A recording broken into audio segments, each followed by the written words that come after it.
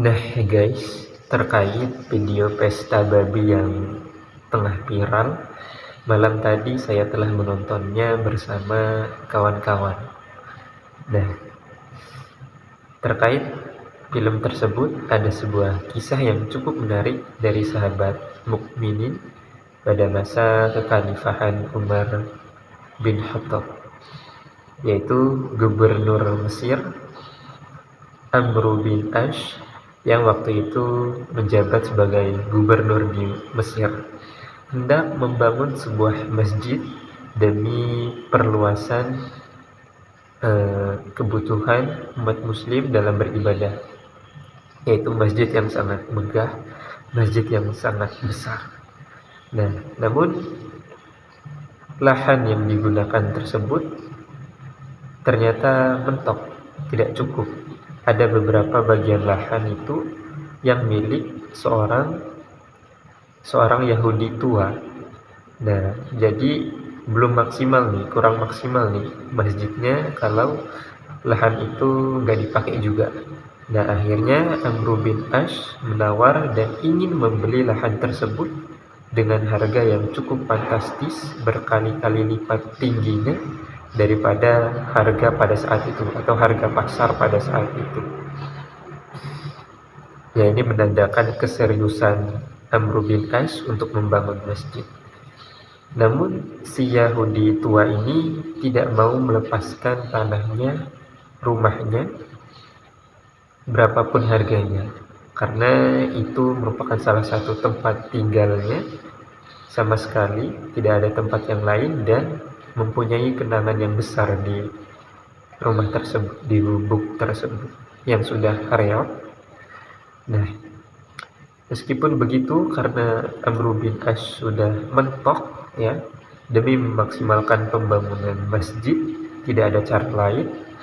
Akhirnya Amr bin Ash tetap menggusur rumah si Yahudi tua ini dan menitipkan uang tersebut, uang yang rencananya akan digunakan untuk membeli tanah si Yahudi tua ini, dititipkan ke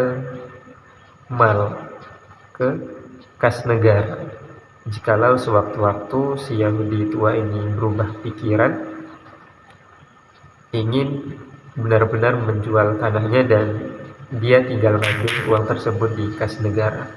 Nah, namun si Yahudi tua ini yang tidak punya kuasa, dia sulit untuk menolak penggusuran tersebut. Namun dia tetap tidak mau menerima uang ganti rugi atau pembelian tanah itu. Nah, dia menyarankan dia untuk pergi ke Madinah dan bertemu dengan Umar bin Khattab. Pada saat dia pergi ke Madinah, dia bertemu dengan Umar bin Khattab. Nah, waktu itu kondisinya tidak ada istana megah di Madinah. Dia pun terkejut, ternyata tidak ada istana megah untuk sang Khalifah Umar bin Khattab. Dan pada saat itu Umar bin Khattab hanya tidur dialaskan pelepah kurma, dan Umar bin Khattab menuliskan di sebuah tulang, karena nggak ada alat tulis menulis selain di situ adanya tulang, jadi menggunakan tulang belulang unta, digarisnya garis lurus, kemudian dituliskan garis silang di antara garis lurus itu. Nah, kemudian Khalifah Umar bin Khattab sangat marah dan geram dengan informasi dari si Yahudi tua ini dan memberikan tulang tersebut ke si Yahudi tua ini dengan maksud untuk diberikan kepada Amr bin Ash agar dia sadar. Nah, si Yahudi tua ini akhirnya pergi kembali ke Mesir dengan perasaan bingung gimana tulang belulang ini dapat menyadarkan atau dapat mengubah persepsi dari Amr bin Ash ini.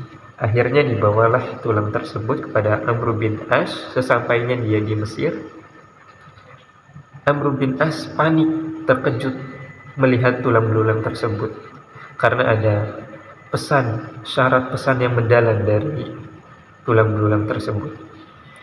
Nah, akhirnya pembangunan masjid tersebut dihentikan dan dirobohkan bagian yang menjadi milik si penghuni Yahudi tua tadi dirobohkan dan dibangun ulang seperti semula atas perintah Amr bin As karena saking takutnya ia.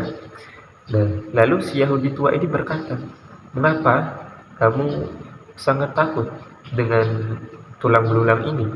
Dan Amr bin As menjawab bahwa Umar bin Khattab akan memenggal kepalaku jika aku tidak menegakkan keadilan. Dan ini memberikan aku pengajaran bahwa setinggi apapun jabatanmu, tetap keadilan harus ditegakkan, dan setinggi apapun jabatanmu, kau akan tetap mati.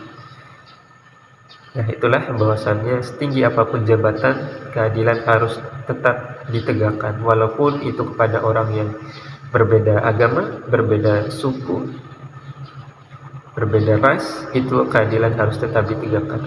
Akhirnya mendengar dan melihat keteguhan serta keseriusan keimanan dari Amr bin As ini, si Yahudi tua tadi hatinya tersentuh.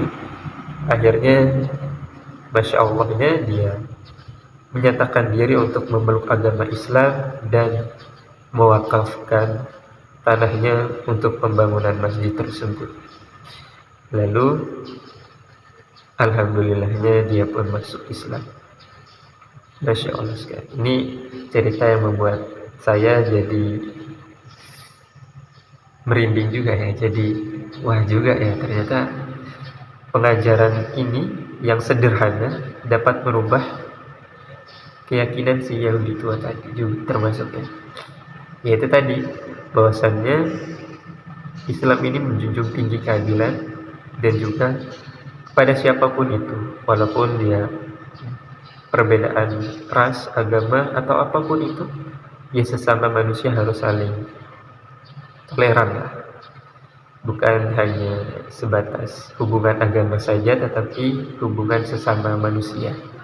Itulah yang diajarkan. Nah, dari kisah ini bahwasannya kita dapat mengambil pelajaran ya, kawan-kawan.